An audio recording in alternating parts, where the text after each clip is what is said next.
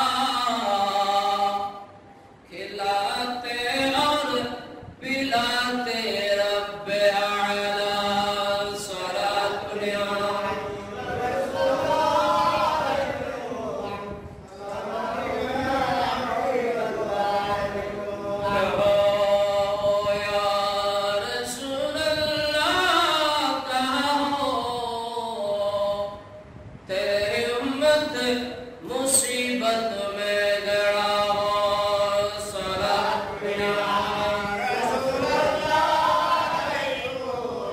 सलाम या अऊज़ु बिल्लाहि मिनश शैतानिर रजीम बिस्मिल्लाहिर रहमानिर रहीम या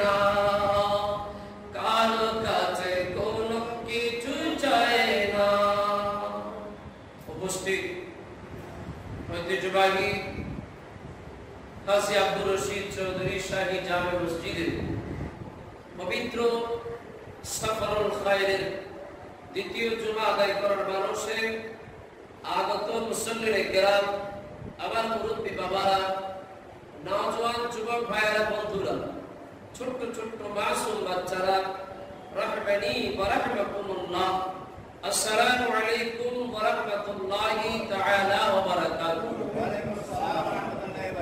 আল্লাহর দরবারে শুকর গুজার করি, আল্লাহ রাব্বুল আলামিন আমাদেরকে এই সফরুল মুজাফফরের দ্বিতীয় জুমার নামাজ আদায় করার জন্য মসজিদে অনেকের চাইতে আগে এসে হাজিরা দেওয়ার তৌফিক দান করেছেন। এজন্য প্রত্যেকে শুকরিয়া আদায় করে পড়ি আলহামদুলিল্লাহ। সেই নবী কায়নাতের দরবারে শুকর, যেই রাসূল আমাদেরকে সবরের শিক্ষা দিয়েছেন, তাওয়াক্কুলের শিক্ষা দিয়েছেন, সেই নবীর শুকরিয়া প্রত্যেকে প্রাণ ভরে পড়ি ইয়া রাসূলুল্লাহ। আজ সাজিরিন আজকের খুতবার মধ্যে যে আয়াতটুকুকে যুক্ত করা হয়েছে, আসুন যথারীতি আমরা খুতবার আয়াতটুকু আগে তিলাওয়াত করি। সবাই পড়ি বিসমিল্লাহির রহমানির রহিম। ইয়া আইয়ুহাল্লাযীনা আমানু ইত্তাকুল্লাহ ওয়াল তানযুর নাফসুম মা কদ্দামাত লিগাদিন ওয়াত্তাকুল্লাহ ইন্নাল্লাহা খাবীরুম বিমা তা'মালুন। আলহামদুলিল্লাহ। 59 নম্বর সূরা, সূরার নাম সূরা আল হাশর, আয়াত নাম্বার 18। আল্লাহ বলছেন, ইয়া আইয়ুহাল্লাযীনা আমানু, হে ঈমানদারগণ, ইত্তাকুল্লাহ, তোমরা আল্লাহকে ভয় করো, ওয়াল তানজুর নাফসুম মা কদ্দামাত লিগাদিন, আর প্রতিটা ব্যক্তি, প্রতিটা প্রাণী, প্রতিটা আত্মা চিন্তা করুক কালকের জন্য তারা কি রাখছে, পাপ নাকি পুণ্য।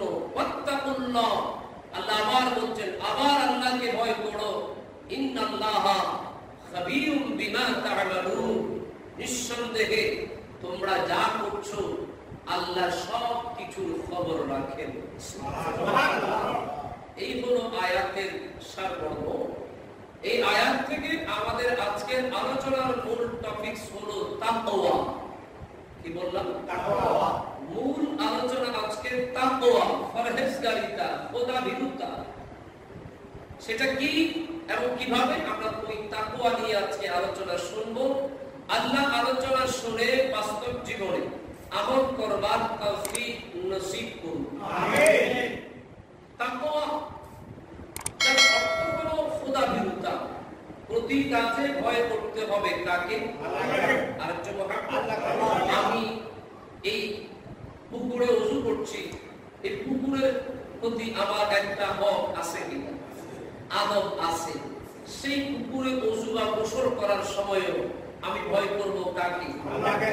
রাস্তায় হাঁটছি, সেখানেও আল্লাহকে ভয় করব। অর্থাৎ প্রতিটা কাজে আল্লাহকে ভয় করার নাম হচ্ছে তাকওয়া। সুবহানাল্লাহ। কারণ প্রত্যেকটা কাজ দেখেন কে? আল্লাহ। তাকওয়া তার বেশি, সম্মান তার বেশি। সুবহানাল্লাহ। পয়সা যার বেশি, সম্মান তার বেশি নয়। সৌন্দর্য যার বেশি, সম্মান তার বেশি নয়। কাপড় চোপড়ের সৌন্দর্য যার বেশি, সম্মান তার বেশি নয়। আপনারা কেউ শার্ট পরে এসেছেন, কেউ গেঞ্জি পরে এসেছেন, কেউ পাঞ্জাবি পরে এসেছেন, আমি অনেক কিছু গায়ে দিয়েছি। এই কারণে যে আপনাদের চাইতে আমার সম্মান বেশি হবে, মিথ্যে কথা।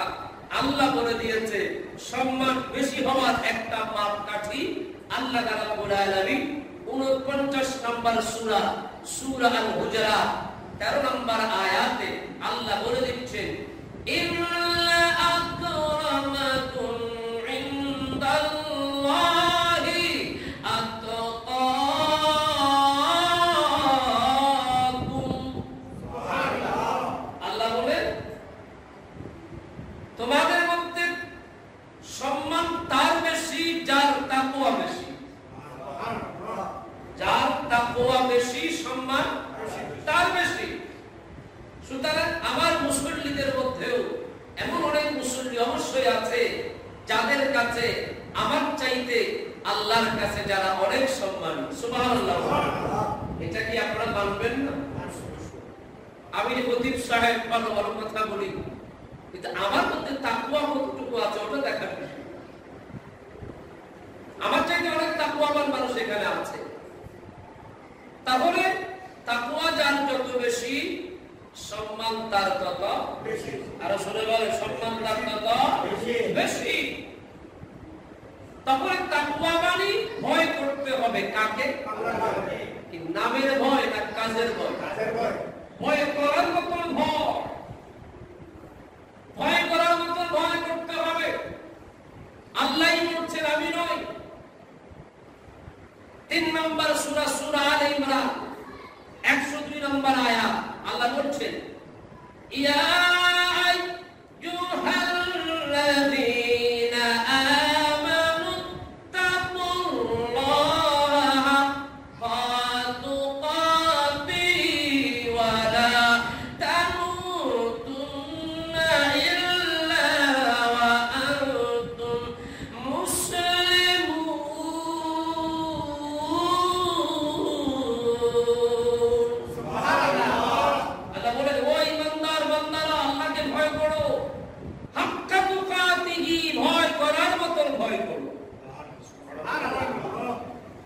আপনি শুধু নামাজ পড়ার সময় আল্লাহকে ভয় করলেন, সমাজ পরিচালনার ব্যাপারে আল্লাহর খবর নিলেন না, এটার নাম ভয় নয়। ঠিক কি? আপনি শুধু নামাজের ব্যাপারে আল্লাহর ভয় রাখলেন, আপনি নিজের চরিত্রের ব্যাপারে আল্লাহর ভয় রাখলেন না, এটার নাম ভয়। আল্লাহ বলছেন ভয় করার মতো ভয় করো। ওই আয়াতে আরেকটি বিষয় যুক্ত করে দিয়েছে, ওয়ালা তামুতুন্না ইল্লা ওয়া আনতুম মুসলিমুন। দেখেন, এই ওয়াজ করছে আল্লাহ ঈমানদার বান্দাকে, ইয়া আইয়ুহাল্লাযীনা আমানু, যারা ঈমানদার তাদেরকে আল্লাহ বলছেন ওয়ালা তামুতুন্না, তোমরা মারা যেও না, ইল্লা ওয়া আনতুম মুসলিমুন, যতক্ষণ তোমরা মুসলমান হতে না পারো। সুবহানাল্লাহ। এটা একটা আশ্চর্যের ব্যাপার। আমরা ঈমানদার, আমরা মুসলমান, তার মানে ঈমান আনলেই যে আপনি মুসলমান হবেন তা নয়। আপনাকে মুসলমানিত্বটা নিজের মধ্যে একেবারে পয়েন্ট টু পয়েন্ট টোটাল আপনাকে যখন আপনি প্রবেশ করাতে পারবেন, তখন আপনি মুসলমান হতে পারবেন। তাহলে আমাদেরকে আল্লাহকে নাম মাত্র ভয় নয়, কাজের ভয় করতে হবে। ঠিক কি না? আর আসলে বলেন। তবে এখানে একটি কথা, এই ভয় আল্লাহ বলছেন আমাকে জগতের সব শ্রেণীর চাইতে জ্ঞানী শ্রেণী ভয় বেশি করে। জ্ঞানী মানে, আমি যদি কোরআন শরীফের আলেমের কথা এসেছে আমি বলি, আলেম বললে আপনারা হয়তো বলবেন নিজেদের ওয়াজ নিজেরা করছেন, তা নয়। আলেম মানে জ্ঞানী, যারা জ্ঞান রাখে। নাস্তিক যারা, তারাও কিন্তু কম জ্ঞানী না। কোন রিক্সাওয়ালা, ঠেলা গাড়িওয়ালা নাস্তিক হতে দেখেছেন? নাস্তিক হয়ে যারা হায়ার গ্রাজুয়েশন করে, তারা হায়ার গ্রাজুয়েশন থেকে তারা নাস্তিক হয়। যারা ডক্টর, বিসিএস ক্যাডার হয়, বাংলা নিয়ে পড়ে, সমাজ বিজ্ঞানী, অমুক বিজ্ঞানী, নাস্তিক। আমার ভাইরা, আল্লাহ রাব্বুল আলামিন এজন্য বলছেন আলেম মানে জ্ঞানী। তাহলে জ্ঞানটাও দুই প্রকার, একটা হলো আল্লাহর দিকের জ্ঞান, আর একটা হলো আল্লাহর দিকের নয়, বাহিরের জ্ঞান। সেজন্য আল্লাহকে বেশি চিনেন আলেমরা। আল্লাহর কোরআন বলছে 35 নম্বর সূরা, সূরা আল ফাতির 28 নম্বর আয়াত, আল্লাহ বলছেন ইন্নামা ইয়াখশাল্লাহা মিন ইবাদিহিল উলামা।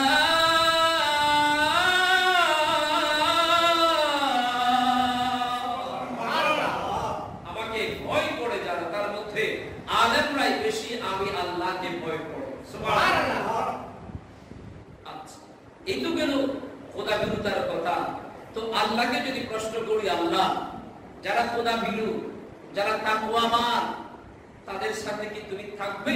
আল্লাহ 16 নম্বর সূরা, সূরা আন-নাহলের 128 নম্বর আয়াতে আল্লাহ বাজেট তৈরি করে দিয়েছেন, ইন্নাল্লাহা মা'আল্লাযীনা তাকাও ওয়াল্লাযীনা হুম মুহসিনুন।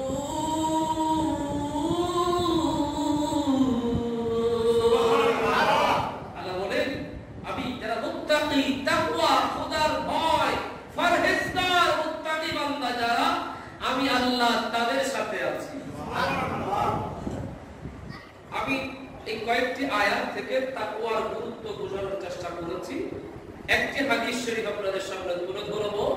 সহিহ মুসলিম শরীফের মধ্যে কিতাবুল ঈমান বাবুন নাকবু মান হালাফা ইয়ামিনান ফারাআ গায়রাহা খায়রান মিনহা, এই বাবের মধ্যে 1651 নম্বর একটি হাদিস।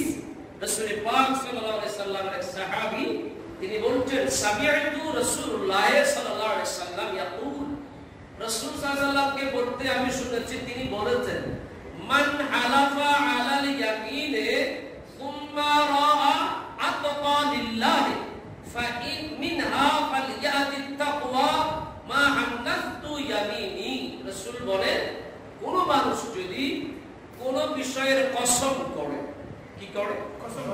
শপথ করে, কসম করে, ওই বিষয়ের সামনে যদি আল্লাহ রাব্বুল আলামিনের কোন একটা তাকওয়ার বিষয় এসে যায়, ওই মানুষের উচিত তার কসমটাকে ছেড়ে আল্লাহর তাকওয়াকে গ্রহণ করে নেওয়া।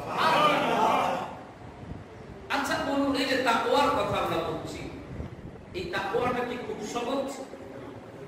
হযরত উমাইর বিন কাব ইসলামের দ্বিতীয় খলিফা সাইয়েদনা ফারুক আযম রাদিয়াল্লাহু তাআলা আনহুকে বলছেন, গভীর মনোযোগ, আমার শান্তিপ্রিয় আশিক রাসূল ভাই বাবারা, হযরত উমাইর বিন কাব আমিরুল মুমিনিন খলিফাতুল মুসলিমিন সাইয়েদনা ফারুক আযমকে বলে, হুজুর আপনার কাছে আমার জানতে মন চায়, কাঁটাযুক্ত জঙ্গলের মধ্যে, চতুর্পাশে কাঁটা, ওই কাঁটাযুক্ত জঙ্গলের মধ্যে আপনি কিভাবে হাঁটবেন?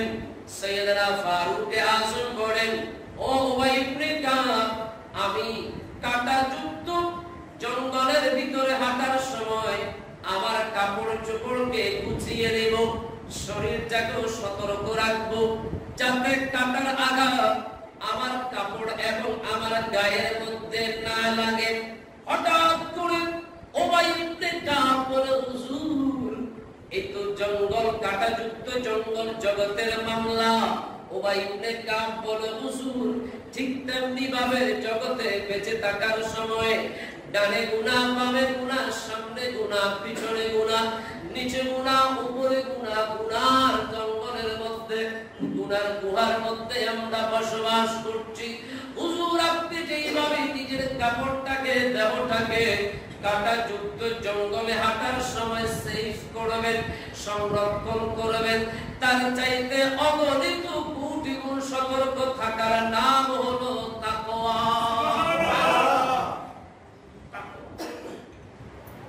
এই তাকওয়া যদি আপনার মধ্যে থাকে, সমাজের সন্তান আপনাকে সম্মান দিক আর না দিক, সম্মান দিবে কে? আল্লাহ। আমার রশিদ বাড়ির মানুষ, মুসল্লি বাবারা, একটু মুহাব্বতে বলুন, ইজ্জতের মালিক কে? আল্লাহ। ইজ্জত দিবে কে? আল্লাহ। ইজ্জত দেয় কে? আল্লাহ। একটি ঘটনা আপনাদের সামনে তুলে ধরব। আমার শিক্ষিত যুবক বন্ধুরা শুধু হিন্দি সিরিয়াল নিয়ে পড়ে থাকে, মা বোনেরা এই জি বাংলা স্টার জলসা নিয়ে পড়ে থাকে, নবীদের জীবনীগুলো পড়বেন। আমি যখন আপনাদের সামনে আলোচনায় আনি, আমি যখন কোন নবীদের প্রসঙ্গ আসে, সাহাবায়ে কিরামের প্রসঙ্গ আসে, আমি সেগুলোকে তুলে ধরি আপনাদের সামনে, কারণ আপনাদের তো অতটুকু সময় হয় না। আপনারা অনেক ভদ্রলোক দেখেছি এই 3 নাম্বার বাসে, 8 নাম্বার বাসে বসে বসে হিন্দি সিনেমা মোবাইল চালাই দেখে। ফাঁসেরটা কি আল্লাহ যাবে না রাম যাবে, ওটার খেয়াল তার কাছে নাই। কথা আছে কি না? অনেকে কারে হাত চুল লাগায়, অনেকে তো ডাইরেক্ট বলে যে আমি একা কেন দেখবো, সবাইকে একটু দেখার সুযোগ করে দিই। আছে কি না? দেখবেন এরকম পাগলও আছে। কি বলছি? গভীর মনোযোগ, আমার শান্তিপ্রিয় আশিক রাসূল ভাই বাবারা, ইসলামের দ্বিতীয় খলিফা ফারুক আযম ইসলামের খেলাফতের মধ্যে যাবার পরে, ও মুসলমান, আজকে আপনার ঘরের মধ্যে কাপড়ের হিসাব আপনি নিজেও জানেন না। ঠিক কি? আপনার কত জোড়া জুতা আপনি নিজেও জানেন না। ইসলামের দ্বিতীয় খলিফা হযরত ফারুক আযম যখন ইসলামের সালতানাতের মালিক হলেন, আমার ফারুক আযম গোটা বছরে বাইতুল মাল থেকে একটা জুব্বা গ্রহণ করত, ওই এক জুব্বা দিয়ে গোটা বছর কাটিয়ে।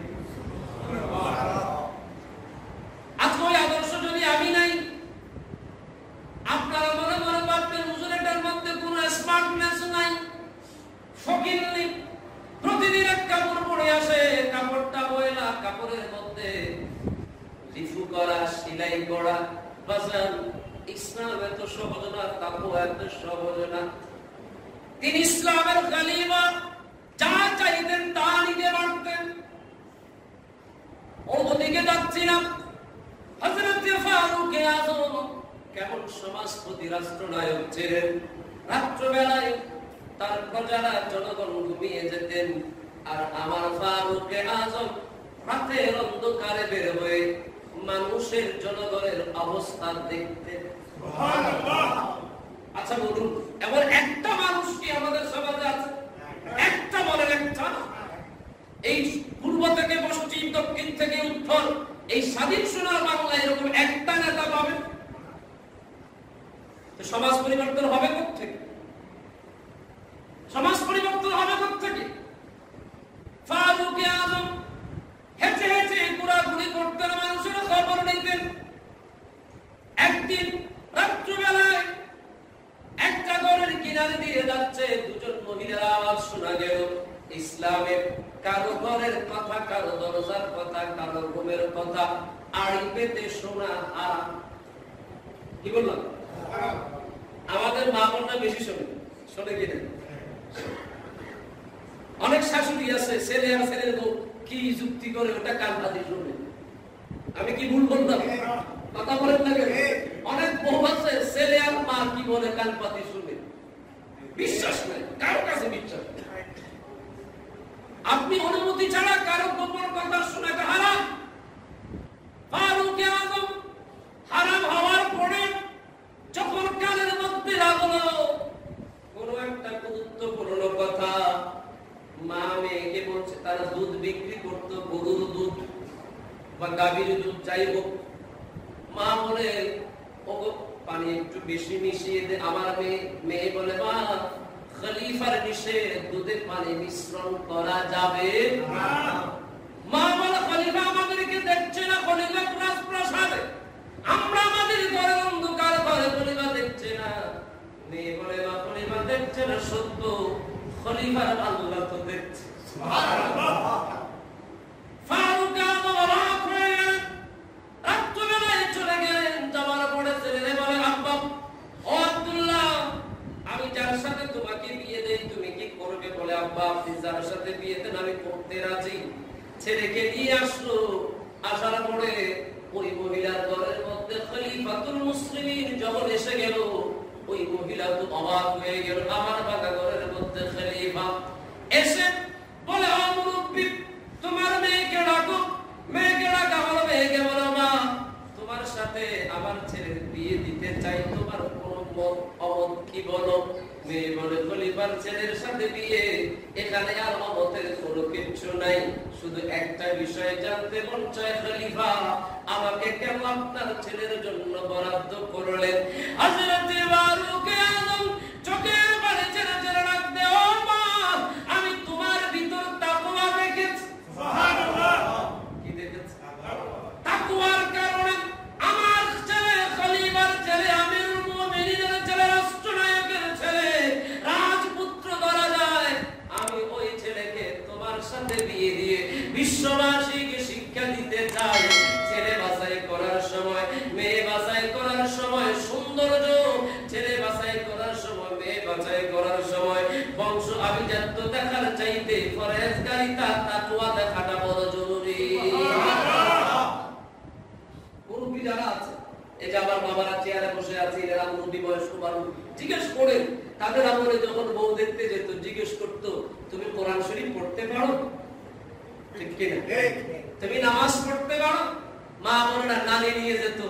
নানি দাদি নিয়ে গেলে তারা জিজ্ঞেস করতো, দুআয়ে কুনুত বলো, ফজরের নামাজের নিয়ত বলো। কথা বলেন না কেন? ঠিক কিনা? আর এখন আমাদের সমাজে বলে, আপনার মেয়ে সুফরান না করতে জানে। কথা বলে তো মেয়ের বাবা সালাক বলে, বিআই সাহেব আপনি যেটা বলবেন ওটা সারা সব জানে। কি বললাম? আপনি যেটা বলবেন ওটা সারা সব।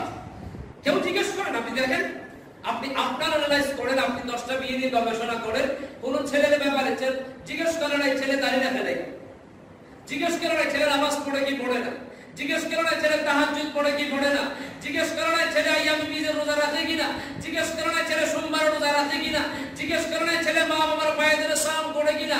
এমনিতে খবর নেই ছেলের দোকান কয়টা, ব্যবসা কয়টা, ফুলার হাতে মোবাইল কয়টা, গাড়ি কয়টা, এগুলোর খবর নেই। কথা কম। এজন্য আমি আপনাদেরকে বলবো এই সমাজের ছেলে কোনটা ভালো কোনটা খারাপ সবচাইতে বেশি কে জানতে বলেন তো? আপনারা বলেন, আমি আপনাদের থেকে একটু শুনতে চাই। মানে আমাদের সমাজের ছেলে কোনটা ভালো কোনটা খারাপ এটা কে জানবে সবচাইতে ভালো? হ্যাঁ না, এখনো পারেন না। মসজিদের ইমাম। কথা বলেন ঠিক কি না? এজন্য কোথাও যদি ছেলে দেখতে দেন আগে ওই মসজিদের ইমামের সাথে যোগাযোগ করবেন। হুজুর ওই দুই চার ছেলে রহমতুল্লাহ কেমন, হুজুরে আপনাকে এই ঘুরতে ভালো করে দিন। কথা বলেন। এখন উনি তো মসজিদে ঢুকবে না, কারণ মসজিদে ঢুকতে ওযু করতে হবে, ওযু করাটা কষ্ট, সময় নাই। কথা আমার আলোচনা আমি আগে থেকে বলছি, এগুলো আপনাদের সাথে আসবে না, আপনাদের সাথে এগুলো আসবে না। ঠান্ডা মাথায় চিন্তা করেন কি বলতে চাচ্ছে, জিজ্ঞেস করার কথা কাকে, জিজ্ঞেস করতেছেন কাকে, ঠিক কি না? আপনি ছেলে ইয়াবা খায় কিনা এটা জানতে মসজিদের ইমাম সাহেব, কারণ উনি মসজিদে নামাজ পড়ালেন, কে আসছে কে আসে নাই, কেন আসে নাই, সব আর এসবিএর ওনার কাছে থাকে, ঠিক কি না? তো ছেলে ভালো না খারাপ এটা উনি জানবে, মা বাবাও জানে না, ঠিক কি না? বয়স্ক মানুষ ইয়াবা নিয়ে আসছে, মা দিয়ে সেগুলো কি মাথা মাথার ট্যাবলেট। কথা বলেন। সুতরাং কোথাও যদি ছেলে দেখতে যান আগে তুই মসজিদের ইমামদের দেখ, ভালো ফল পাবেন তো দেখবেন, আমার কথাটা বিশ্বাস করেন, ভালো ফল পাবেন। আল্লাহ কবুল করুন। আমিন। তাহলে তাকওয়ার ফল ভালো না খারাপ? কথা বলেন না। তাকওয়ার ফল ভালো বিদায় ওই মহিলা খলিফার ছেলের সাথে বিয়ে হয়েছে। সুবহানাল্লাহ।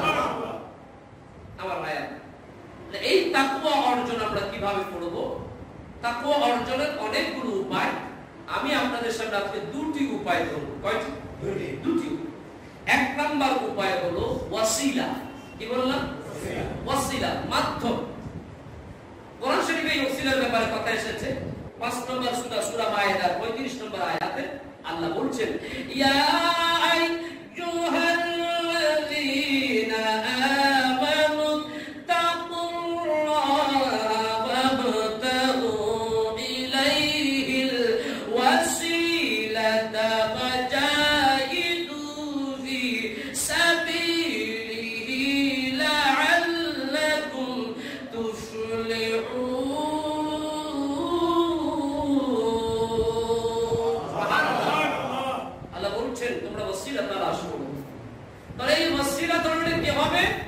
ওয়াসিলাকে আপনি কয়েকটা ভাগ করে নিতে পারেন। ওয়াসিলাকে এক নাম্বার আপনি যে ভাগটা করতে পারেন, এই আমলে জিন্দেগিটাকে আপনি ওসিলা মানতে পারেন। আমলে জিন্দেগি ওসিলা মানতে পারেন। 5 ওয়াক্ত নামাজ পড়ছেন, এরপরে নফল নামাজ পড়ছেন, আপনি চাষের নামাজ পড়ছেন, ইশরাকের নামাজ পড়ছেন, আপনি নফল নামাজ পড়ছেন, নফলে ইবাদত করছেন, আপনি এমনিতেই পানি খাওয়া, ডান হাতে খাওয়া সুন্নাত, দুই হাতে ধরে খাওয়াটা উত্তম, আপনি বাড়ি বসে খাওয়া উত্তম, আপনি দাঁড়িয়ে না খেয়ে বাম হাতে না খেয়ে বসে খেলেন, সুন্নাত পালন করলেন, আপনি রাস্তার বাম পাশে হাঁটতে পারেন, আপনাকে কেউ নিষেধ করবে না, ডান পাশে হাঁটাটা সুন্নাত, আপনি ডান পাশে হেঁটে আমলে জিন্দেগি দুরুস্ত করতে পারেন। রাস্তার মধ্যে একটা কঙ্কর পড়ে আছে, কলার চামড়া পড়ে আছে, আমের চামড়া পড়ে আছে, পিছলাতে মানুষের পা ভেঙে যেতে পারে, আপনি সেটাকে সরিয়ে দিতে পারেন, আমলে জিন্দেগি দুরুস্ত করতে পারেন। একটা মানুষ অসুস্থ, হাতের সময় নাই, একটু বারের জন্য তার খবর নিতে পারেন, আপনার আমলে জিন্দেগি দুরুস্ত হবে। আপনি মানুষকে সালাম দিতে পারেন, মানুষের খবর দিতে পারেন, মিষ্টি ভাষায় কথা বলতে পারেন। রাসূল বলেছে তোমার কাছে কিচ্ছু না থাকলেও তোমার মুমিন ভাইয়ের জন্য একটা হাসি দাও। সুবহানাল্লাহ। কিচ্ছু না, তুমি গরিবের পুরো একটা মিষ্টি হাসি দাও। সুবহানাল্লাহ। আর আমাদের চেহারা যারা 3 কোটি টাকা বাইকে পাইবে, চেহারা এমন দুরবস্থা করে না। কথা বলেন তো। এর আমলে জিন্দেগি, আমরা আমলে জিন্দেগির দরকার আছে কি? কথা বলেন না। আমরা কোথাও সফরে যাচ্ছি মোটরসাইকেলে করে, প্রাইভেট কারে করে, বাসে, আমাদের হাতে একটা তসবিহ থাকতে পারে। তসবিহ না থাকলেও এখন অনেক সহজ এটা কি বলেন, আমি নাম জানি না, ঠিক আছে, এভাবে থাকতে পারে, বা নিজে নিজে আপনি জিকির করতে পারেন, আমলে জিন্দেগি আপনার দুরুস্ত হতে পারে। এই ওসিলার মাধ্যমে আপনি তাকওয়াবান হতে পারবেন। সুবহানাল্লাহ। সুবহানাল্লাহ বলেন। ও গিয়াস ভাইয়ের কাছে আছে, ঠিক আছে। তাহলে আরেকটা বিষয় হলো আপনি হক্কানি আল্লাহর ওলিদের সুহবত অর্জন করতে পারেন। সুবহানাল্লাহ বলেন না। কারণ মাস্টার ছাড়া গাড়ি চলবে কথা বললেন, আপনি শেষ কারা, আপনি এমপিএল ডিগ্রি গবেষক, আপনি অনেক কিছু, আপনারা যদি ইয়াতে তুলে দেন, লঞ্চে তুলে দেন, চালাইতে পারবেন? দুই হাতে যাবে না, ডুবে যাবে, ঠিক কি না? তো মাস্টার ছাড়া গাড়ি চলবে না। এজন্য আপনাকে একজন হক্কানি আল্লাহর ওলির কাছে গিয়ে সুহবত গ্রহণ করতে হবে। সিদ্দিক আকবর নবীর সুহবত পেয়েছেন বলে সিদ্দিক আকবর হয়েছে। সাহাবায়ে কিরাম নবীর সুহবত পেয়েছেন বলে সাহাবী হয়েছে। তাবিঈন সাহাবীদের সুহবত পেয়েছে বলে তাবিঈ হয়েছে। সুবহানাল্লাহ। এই সুহবতের দাম আছে কি না? আছে। আর শুনে আছে। এক জামানার সুহবত 1000 বছর ইবাদত। সুবহানাল্লাহ। এজন্য আল্লামা রুমি বলেছিলেন, এক জামানা সুহবতে মা আউলিয়া বেহতর আজ সব সালে তাআত বেরিয়া। সুবহানাল্লাহ। আপনি একজন হক্কানি আল্লাহর ওলির সুহবতে এক পাতরা পরিমাণ বসা বেরিয়া ইবাদত মানে পরিবার পরিজনের মায়া ছেড়ে পাহাড়ে জঙ্গলে এক আল্লাহর জন্য ইবাদত করা, এমন ইবাদত করা 1000 বছরের ইবাদতের চাইতে উত্তম। সুবহানাল্লাহ। তাহলে হক্কানি আল্লাহর ওলিদের দরকার আছে কি? আছে। আর শুনে বলেন আছে। সুতরাং আজকের আলোচনায় বলে দিচ্ছি, যারা এখনো ওলি আল্লাহর সুহবত গ্রহণ করেন নাই, আপনারা দেখে শুনে আপনারা একজন আল্লাহর ওলির সুহবত গ্রহণ করে নিবেন, নিলে তাকওয়া অর্জন করবেন। সুবহানাল্লাহ। ঠিক কি? ঠিক। আর শুনে বলেন ঠিক। আল্লাহ কবুল করুন। আমিন। এরপর আপনি শুকরগুজারের মাধ্যমে তাকওয়াবান হতে পারেন। কি? শুকরগুজার। কোরআনে এসেছে, আল্লাহ বলেছে লাইন শাকারতুম লাযিদান্নাকুম, যদি শুকরিয়া আদায় করা হয় আল্লাহ বাড়িয়ে দিবেন। সুবহানাল্লাহ। আর শুনে বলেন না সুবহানাল্লাহ। এখন এই শুকরিয়ার ব্যাপারে একটি কথা চলে এসেছে, যেটা বলে আলোচনা শেষ করব। খলিফা হারুন রশিদের আমলে একজন বুজুর্গ ছিলেন, তার নাম বাহাদুর দানা। বাহাদুর দানা। কবির মনোযোগ আমার শান্তি প্রিয় আশিক রাসূল ভাই বাবারা, শুকরিয়ার প্রসঙ্গে কথাটা বলতে হচ্ছে।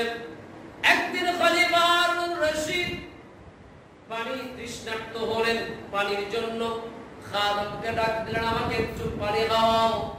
খাদেম পানি নিয়ে আসলেন। বাহাদুর দানা ওখানে উপস্থিত ছিলেন, পানি পান করবেন। এমন সময় বাহাদুর দানা বলে, বাদশা খলিফা হারুন রশিদ, আমার একটা প্রশ্ন ছিল, একটু থামেন। পাঁচটা পানি যাচ্ছে, যেন তেন মানুষ তাকে পানি খাওয়া থেকে বিরত রাখা কি স্বাভাবিক? এটা কি সহজ কথা? সহজ কথা? বাদশা বলে, বলুন কি? বলে, বাদশা আপনারা যখন প্রচন্ড তৃষ্ণা, এক গ্লাস পানির জন্য কত টাকা খরচ করবেন? বলে, আমার তৃষ্ণার জন্য প্রয়োজনে আমি আমার রাজত্বটাকে ছেড়ে দেব, এরপরেও আমার তৃষ্ণা নিবারণ করতে হবে। কথা বুঝেন? আমার যখন পিপাসা হয়েছে পানির প্রয়োজন, আমার রাজ্য চলে যাবে, রাজত্ব চলে যাবে, এরপরেও আমার কি লাগবে? বলেন না, পানি লাগবে। পানি লাগবে। এই পানি ছাড়া আপনি বাঁচতে পারবেন? কথা বলেন না, পারবেন? পানি খেলেন, খাওয়ার পরে বাহাদুর দানা বলেন, খলিফা আমার আরেকটি বিষয়ে জানার ছিল। বলে কি? বলে, এই যে পানিটা ঢুকালেন কোথায়? কথা বলেন, কোথায়? পেটের মধ্যে। এখন যদি পেট থেকে পানিটা বের না হয় তখন আপনি কি করবেন? পানি তো ঢুকালেন, তো পানি আপনি এখন ঢুকাচ্ছেন, যদি বের না হয় কয়দিন বাঁচবেন? বাঁচার সুযোগ আছে? এই যে পানি পেটে ঢুকছে, এই পানি অন্য কোনো ওয়েতে বের করার লাইন আছে? এটাকে নাকি দিয়ে বাইর হবে? এটাকে কান দিয়ে বাইর হবে? এটা বের হওয়ার রাস্তা আছে কিনা? প্রস্রাব করতে হবে, ঠিক কিনা? বাহাদুর দানা বলেন, খলিফা যদি প্রস্রাব বন্ধ হয়ে যায়, আপনাকে যদি প্রস্রাব বন্ধ হওয়ার শর্তে কোনো কিছু চাই, আপনি কি দিবেন? বলে বাহাদুল্লাহ, যদি আমার প্রস্রাবের বিনিময়ে প্রস্রাব যদি না হয় আমি বাঁচবো না, মরে যাব। আমার প্রস্রাব হতে হবে, এটার বিনিময়ে যদি আমার রাজত্বের যত জায়গা জমি যা কিছু আছে সব কিছু চাইলেও আমি সব দিয়ে দেব। বাহারুল দানা বলে, খলিফা, এত বড় রাজত্ব, এত বড় সিংহাসন, এত উজির, এত আমলা, এত কিছু, সব কিছুর বিনিময়ে মাত্র এক গ্লাস পানির মধ্যে শেষ। সব কিছুর বিনিময়ে এক গ্লাস পানির মধ্যে শেষ। আপনি চিন্তা করে এই রশিদবাড়ি মসজিদের পুকুরের পানি আনলিমিটেড খাচ্ছেন, নিচ্ছেন, ব্যবহার করছেন, আল্লাহর শুকরিয়া কি আদায় করেছেন? আমি এমনও জমিদার দেখছি ভাইজান, জমিদার চট্টগ্রাম শহরে, নাম বলবো না, এগুলো রেকর্ড হচ্ছে চট্টগ্রাম থেকে, এমনও জমিদার দেখছি যদি ধরেন বেড়াতে আসছে 15 দিন পরে যদি কোনো মেহমান থাকে, অর্ধেক মাসের ভাড়া দিতে হবে। কথা বুঝেন? জিজ্ঞেস করলাম কেন? বলে হুজুর, যে পানি ব্যবহার হচ্ছে, পানির বিল, কথা বল, কারেন্টের বিল। আপনি বলেন এই পানি নিচ্ছে নিচ থেকে কয় টাকা ট্যাক্স? পানির মালিক কে? আল্লাহ। কথা বলেন না? পানির মালিক আল্লাহ। সেই আল্লাহর পানি নিয়ে আল্লাহর বান্দার সাথে বাহাদুরি। বাহাদুর দাদা বলে গোটা জগতের আপনি আপনার রাজত্বকে বিক্রি করে দিবেন এক গ্লাস পানির মধ্যে। তো এত বাহাদুরি কিসের রাজা মশাই? সুবহানাল্লাহ। শুকরিয়া করতে হবে। এজন্য সব সময় আপনাকে শুকরিয়া করতে হবে কার কাছে? আল্লাহর কাছে। আর জোরে বলেন না, আল্লাহর কাছে শুকরিয়া করতে হবে। এই যে প্রস্রাবটা বের করে দিচ্ছে আল্লাহ প্রাকৃতিক সিস্টেমে, এজন্য শুকরিয়া দরকার আছে কিনা? কথা বলেন না কেন? এজন্য আমরা যখন বাথরুমে ঢুকবো, ঢুকলেই তো হবে না, প্রস্রাবের ব্যাগ তো আসতে হবে। কথা বলেন না, ঠিক কিনা? ওই সময় আল্লাহর রহমতের দরকার আছে কিনা? যদি আল্লাহর রহমত না হয় আপনার প্রস্রাব, অনেকে বলে রোজুল মসজিদে বলে কি বলেন, আরে এটাই তো জীবন, প্রস্রাব না হলে তোমার 10 তলা বিল্ডিং কোনো কাজে আসবে না, ঠিক কিনা? কোনো কাজে আসবে না। এই জন্য আমরা আজকে দুটো দোয়া পড়বো। আমি শিখতে বলবো না, যাতে আপনাদের হাতে সময় কম, শিখার টাইম নেই। আমার সাথে সাথে বলেন, একেবারে কেজি স্কুলের ওই নুরানি সিস্টেমের করার মতো। আচ্ছা বলেন তো, পায়খানা ঢোকার সময় যে দোয়াটা করতে হয় ওটা কি আমরা কেউ জানি? বলেন, যে জানেন বলেন। আচ্ছা যাই হোক, তো উনি তো সাহস করেছে, আর কেউ জানি না। তো দেখে আমরা আল্লাহর বান্দা দাবি করি, আল্লাহ যে আমাদেরকে কত রহমত দিয়েছে ওটার শুকরিয়া আমাদের মধ্যে নেই, ঠিক কি না? তো সবাই আমার সাথে বলেন, পায়খানা প্রবেশের সময় এই দোয়া পড়িতে হয়। আল্লাহুম্মা ইন্নী আউযু বিকা মিনাল খুবুসি ওয়াল খাবায়েস। সুবহানাল্লাহ। এই দোয়া মুখস্থ করা দরকার আছে কি না? মুসলমান তো আপনি গেলেন আল্লাহর রহমতে, আপনি প্রস্রাব করলেন, ভালো করে পায়খানা করলেন। বলো হুজুর, এটা কি এত গুরুত্ব? ডাক্তারের কাছে গেলে আগে জিজ্ঞেস করে পায়খানার অবস্থা কি। প্রথম চিকিৎসা পায়খানার অবস্থা কি, ঠিক কি না? আউটডোর ক্লিয়ার হলে এটা আপনার ইন ক্লিয়ার হতো। দেখেন আমার আল্লাহ কত সিস্টেমে রহমত দিচ্ছে আপনাকে, ওগুলো নিয়ে আপনার চিন্তার টাইম নাই তো। আপনি কেমনে ক্যাশ ইন করবেন আর ক্যাশ আউট করবেন, কিভাবে লকআপে টাকা ঢুকাবেন, বিল্ডিং বানাবেন, গাড়ি বানাবেন, এটা করবে শুধু আপনার এই চিন্তা। একদিনও চিন্তা করেন আমার পায়খানা যদি বন্ধ হয়ে যায়, প্রস্রাব যদি বন্ধ হয়ে যায়, তো ওই আল্লাহর শুকরিয়া আদায় করার দরকার আছে। আসুন এবার আমরা বের হব, আমরা পড়ি পায়খানা থেকে বের হওয়ার সময়। হারাতে খারাপ লাগলে বাথরুম হবেন দিন, নবীর কথা তো একটা। এই দোয়া পড়িতে হয়, আলহামদুলিল্লাহ আলহামদুলিল্লাহ ইল্লাযী আযহাবা আন্নিল আযা ওয়া আফানি। আশা করি মুখস্থ করে ফেলবেন, কারণ আসলে গবেষণা না করলে বুঝবেন না।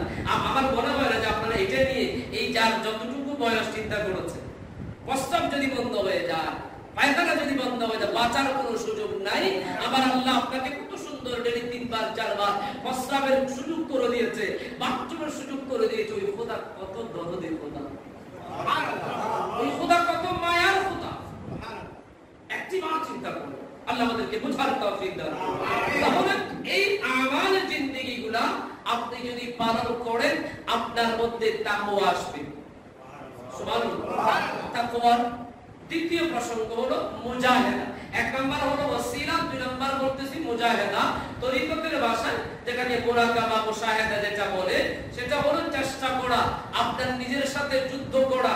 নিজের মন চাচ্ছে এখন সিনেমা হলে যাব, নিজের সাথে যুদ্ধ করে সিনেমা হলে না গিয়ে মসজিদে যাওয়া। নিজের মন চাচ্ছে কলেজ গেটে গিয়ে কোনো একটা মহিলার সাথে আমি কোনো একটা দুর্ঘটনা ঘটাবো, সেটা না করে মসজিদে এসে কোরআন তেলাওয়াত করা, অর্থাৎ মনের বিরুদ্ধে অবস্থান করার নাম হলো মুজাহিদা।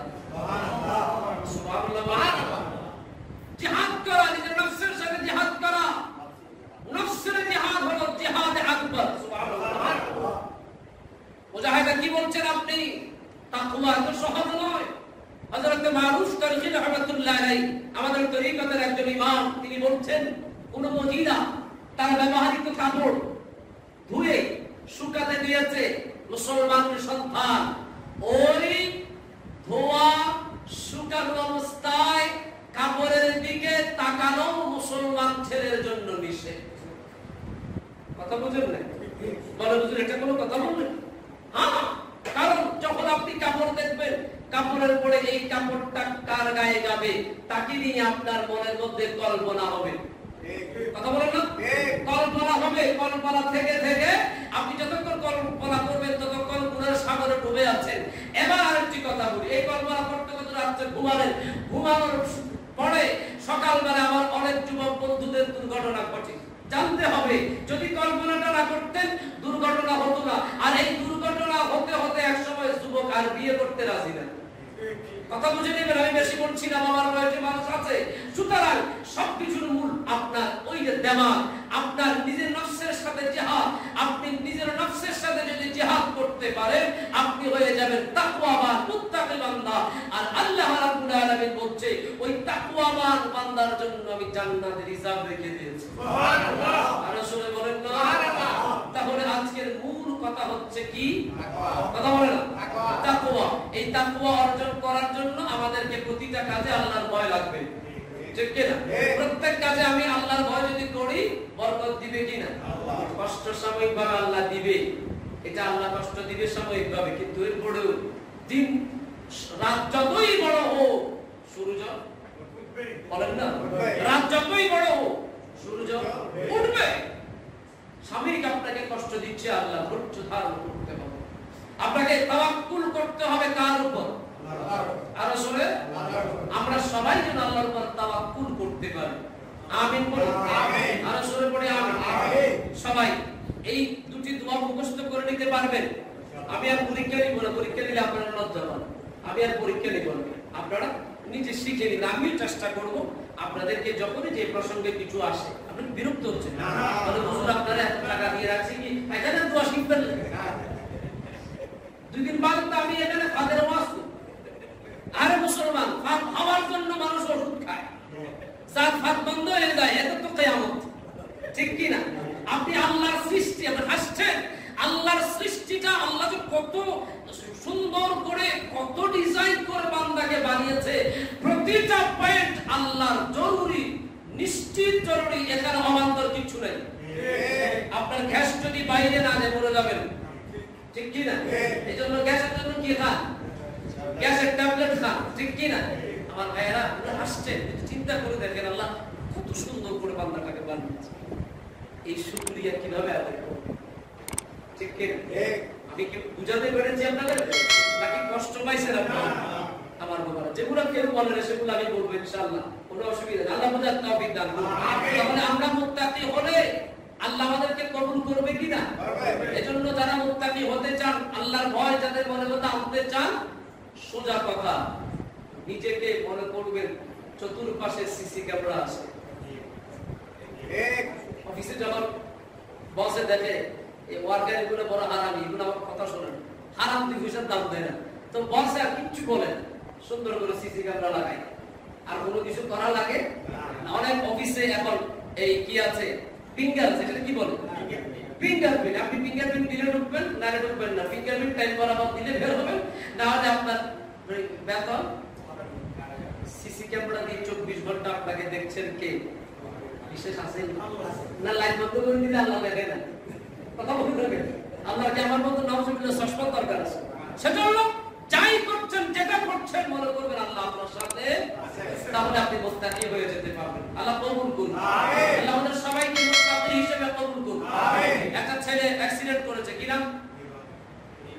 হিরু, অসুস্থ, আইসিইউতে আছে। আবার মনে পড়া করতে চাই, পরে পড়ে মাঝে মাঝে মেডিকেল যাবে, বিশেষ করে চাকবাজার মেডিকেলে যাবে। আল্লাহ আপনাকে কত সুখে রাখছে, ওখানে না গেলে দেখতে পারবেন। আমার একটি দুর্ঘটনা ঘটে গিয়েছে, দোয়া করবেন। আমি আমার কিছু মুসল্লিদের ভালোবাসায় অত্যন্ত অভিভূত হয়েছে। একদিনের দিন আমাকে চলে যেতে হবে যে কোনো কারণে, কিন্তু আমি এই মুসল্লিগুলার ভালোবাসা আমি কিভাবে তাদের বিনিময় দিব আমি জানি না, যারা আমাকে সাহস জুগিয়েছেন।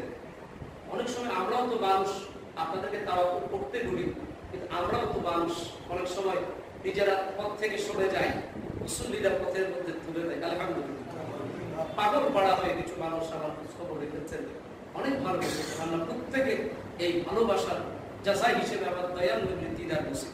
আমিন। আপনাদের প্রতিদিনই দোয়া করবেন আল্লাহ যেন আমাকে এই বিপদটা কাটিয়ে ওঠার তৌফিক দান করেন। আমিন। ওয়া আখিরু দাওয়ানা আলহামদুলিল্লাহি রাব্বিল আলামিন। আসসালামু আলাইকুম ওয়া রাহমাতুল্লাহি ওয়া বারাকাতুহু।